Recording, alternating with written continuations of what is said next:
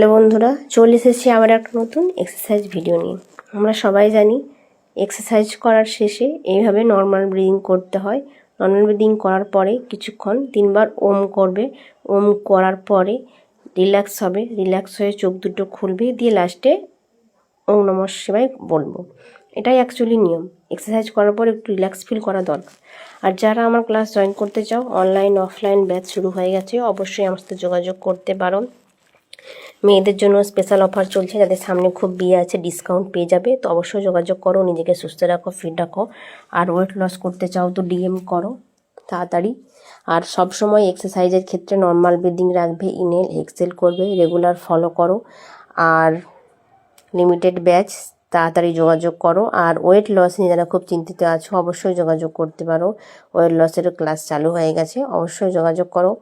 ভালো লাগলে একটা লাইক কমেন্ট শেয়ার করে দিও, পারলে একটা সাবস্ক্রাইব করে রাখো। দেখা হচ্ছে পরের কোনো এক্সারসাইজ ভিডিওতে। ততক্ষণ সবাই ভালো থেকো, সুস্থ থেকো।